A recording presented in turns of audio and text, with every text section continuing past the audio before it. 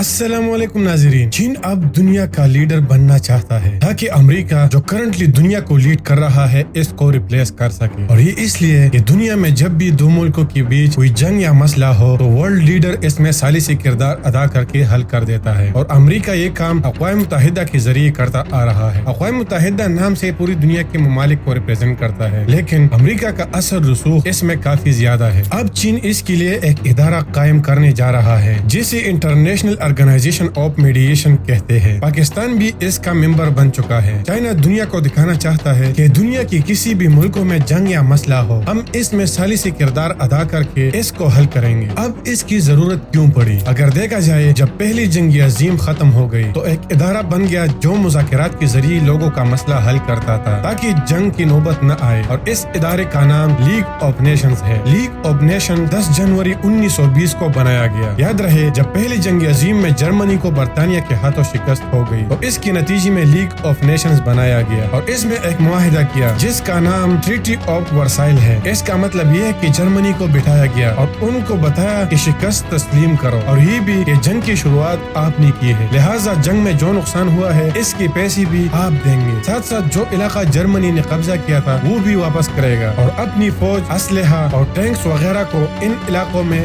محدود رکھے گا. یہ سب اس معاہدے میں بتایا گیا, اور اس کے تحت وہ جنگ اور مسئلہ ختم ہوا اور جرمنی نے شکست تسلیم کر لی. یہ لیگ آف نیشنز تھوڑے عرصے بعد فیل ہو گیا کیونکہ جرمنی کے لوگ اس معاہدے سے راضی نہیں تھے کہ ہمارا علاقہ قبضہ کر کے ہماری فوج اور ہمارے اوپر پابندیاں لگا رہے ہیں اور ساتھ جنگ کا ازالہ بھی ہم کریں گے. اس ٹائم ہٹلر کھڑا ہوا اور لوگوں کو دنیا کے ساتھ لڑنے کے لیے تیار کیا, اور جنگ عظیم دوم شروع ہو گئی. خیر یہ الگ ٹاپک ہے, اس پر بعد میں بات کریں گے. اور اس طرح لیگ آف نیشنز فیل ہو گیا. اس ٹائم جاپان بھی اپنا بارڈر ایکسپینشن کر رہا تھا, پڑوسی ممالک کے علاقوں پر قبضہ کر کے جاپان کو وسیع بنانا چاہتا تھا, اور یہ لیگ آف نیشن کا کام تھا کہ ان کو روک لے, لیکن وہ اس میں ناکام رہا. اس طرح اٹلی نے ایتھوپیا پر حملہ کیا تھا, ان کو بھی نہ روک سکا. پھر ہٹلر نے اس ٹریٹی آف ورسائل کو وائلیٹ کیا کہ ہم اس کو نہیں مانتے, اپنا فوج بھی بڑھا دیا اور علاقوں کو واپس قبضہ کر لیا, اور لیگ آف نیشنز کچھ نہ کر سکا, اور اس کے بعد ورلڈ وار 2 شروع ہوا.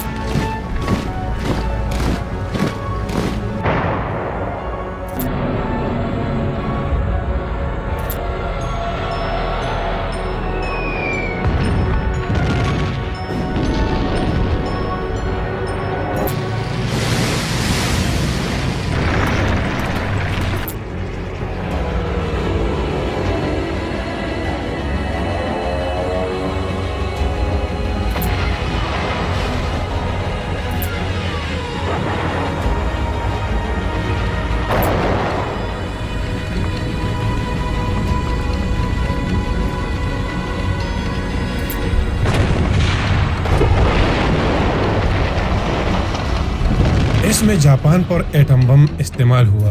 The world will note that the first atomic bomb was dropped on Hiroshima, a military base.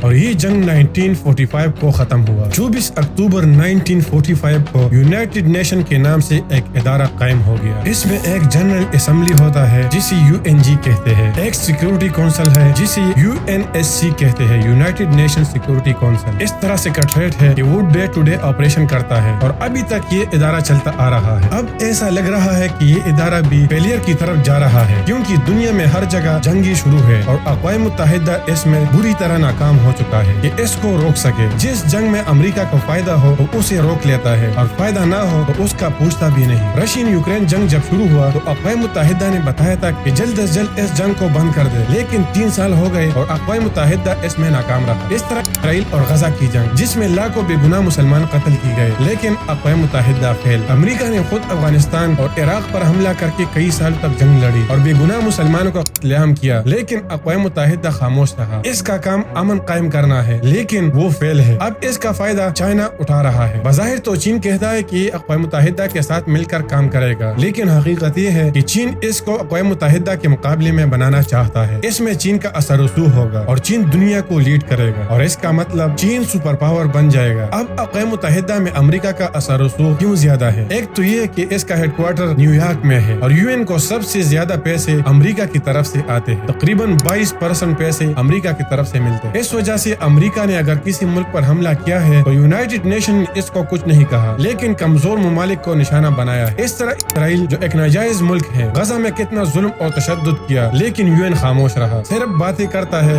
اور ایکشن نہیں لیتا۔ اب اگر پوری دنیا میں جنگ رک گیا تو اسلحہ کون خریدے گا؟ اور امریکہ دنیا میں سب سے زیادہ اسلحہ بیچنے والا ملک ہے، تو کیا وہ چاہے گا کہ دنیا میں امن قائم ہو؟ ہرگز نہیں۔ اس لیے اقوام متحدہ فیل ہونے کی طرف جا رہا ہے۔ اس طرح اگر یونائٹڈ نیشن کے اسٹرکچر کو دیکھے، یونائٹڈ نیشن کی سیکورٹی کونسل میں V2 ممالک ہے، US، UK، France, China, Italy وغیرہ، مطلب وہ ممالک ہے جنہوں نے World War II جیت لیا تھا اور فاتحین کہلاتے ہیں۔ UN میں تقریباً 193 ممالک ہے، لیکن اگر کسی بات پر ان 7 ممالک میں ایک بھی متفق نہ ہو تو وہ بات نہیں مانی جاتی، اور اس کا مطلب ہے کہ بڑے بڑے سرداروں کے پاس اختیارات ہے اور اس وجہ سے یہ فیلئر کی طرف جا رہا ہے۔ چائنا نے جو IOME بنایا ہے، مطلب انٹرنیشنل آرگنائزیشن آف میڈیشن، اس میں 33 ممبرز ہیں۔ یہ فروری 2024 کو بنایا گیا۔ پاکستان بھی اس میں شامل ہے اور اس میں بھی کونسل آف ممبر اسٹیٹس ہے، مطلب دنیا کے طاقتور ممالک کو اس میں بھی شامل کیا ہے، اور اس کا ہیڈ کوارٹر ہانگ کانگ میں ہے۔ اس کے ذریعے چائنا کا اثر رسوخ اس میں زیادہ ہوگا۔ دنیا یہاں اپنے فیصلے کرے گا، مذاکرات کریں گے اور دنیا کو لیڈ کرے گا۔ یاد رہے کہ دنیا میں ثالثی کردار صرف وہ ادا کر سکتا ہے جس کا اپنی مفاد نہ ہو اور خالص اللہ کی رضا کے لیے وہ کام کرے، تو وہ صرف مسلمان ہی کر سکتا ہے۔ لیکن افسوس مسلمان سویا ہوا ہے اور اپنی تاریخ بھول چکا ہے، قرآن و سنت کے مطابق زندگی اور اپنے نبی کی پیروی اور اطاعت بھول چکا ہے۔ امید کرتا ہوں یہ ویڈیو آپ کو اچھی لگی ہوگی، تو لائک، کمنٹ اور سبسکرائب کرنا مت بھولنا۔ والسلام۔